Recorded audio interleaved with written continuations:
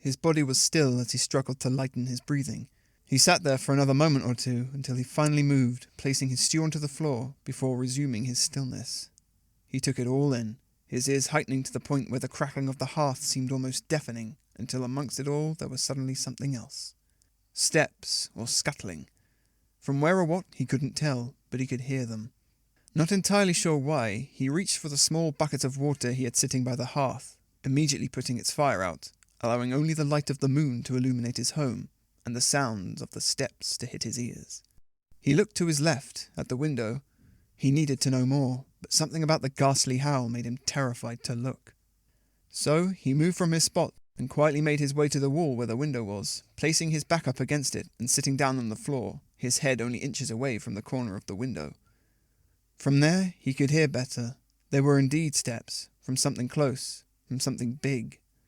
Then, as the steps became louder, his eyes flicked to something dancing in the moonlight. It was a shadow, making its way from one end of the room to the next, as whatever it was outside walked by his window. It was accompanied by what sounded like breathing, like the panting of a large dog. The shadow looked almost human, but it was hunched and the shape of its head seemed off. There was really no way of knowing what it looked like as it stumbled out the view of the window and to the other side of the house. Rylan kept his breathing light, but his heart was racing so fast that his ears were practically deafened by the beats. But then the steps stopped.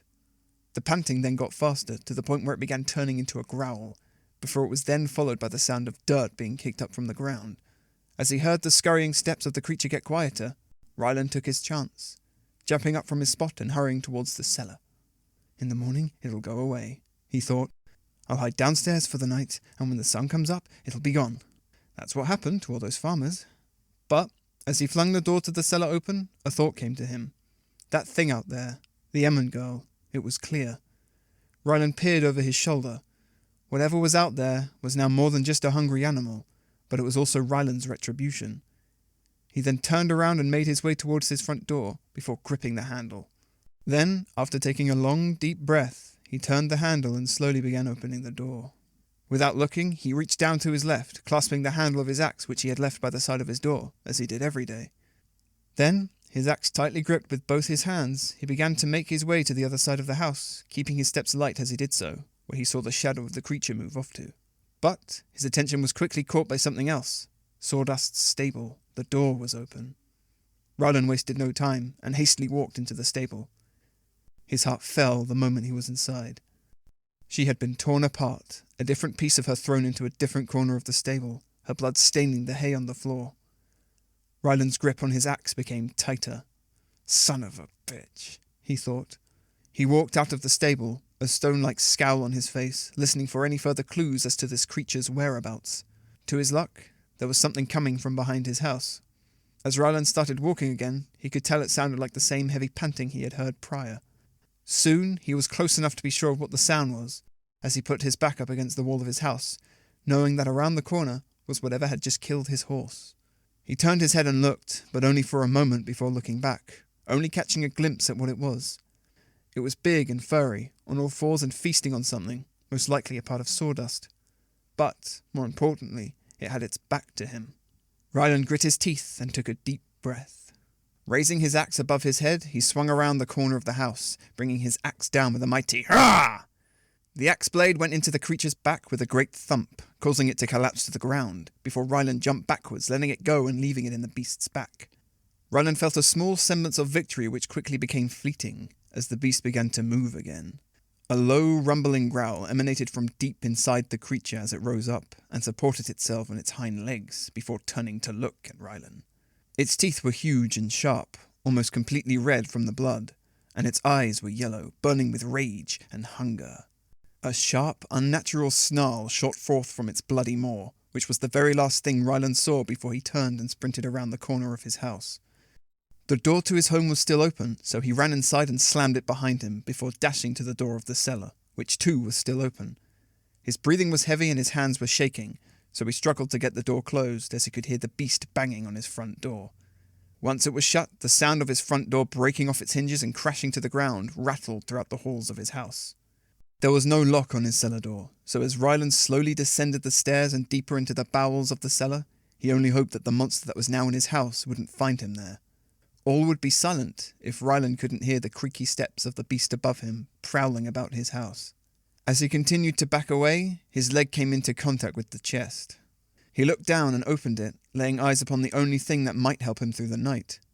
What he killed with it were no more natural than that thing up there, Rylan thought. God's help me. But, as he pulled the sheathed sword from the chest, his heart froze as the creature started banging on the cellar door. It had found him. His breath still heavy, his heart still racing, he pulled the sword free and threw the sheath to the ground, before clutching the grip tightly with both hands and raising the blade high, pointing it at the door. The slamming continued for what felt like an eternity before the door finally broke free and landed face down on the stairs, where it promptly slid to the bottom. The beast's shadow descended the stairs first, growing bigger as the monster made its way down. The moment Rylan locked eyes with it, his shaking became worse. He tried to back up, but there was nowhere else to go. The creature had cornered him. He extended his arms out as the beast continued its way down the stairs, trembling uncontrollably as he did so, pointing the blade directly at the creature. Finally, as the monster reached the bottom, fear almost consumed him. His eyes welled up and he slid down the wall his back was near stuck to, sitting down with his father's sword still shaking at the beast. "God's help me," he whimpered. The creature crouched down on all fours, curling its lips back and letting loose a hideous, booming growl. "God's help me!" Rylan's screams became intermixed with the monster's screeches as the beast lunged forward.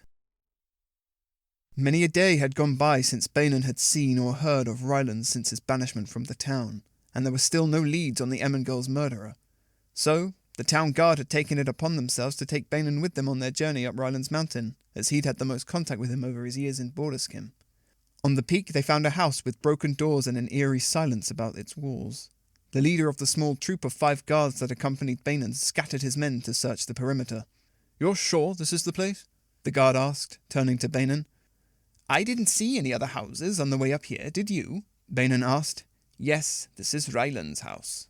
A moment passed before one of the guards came running up to them. "Captain," he called out, "I think I found his horse.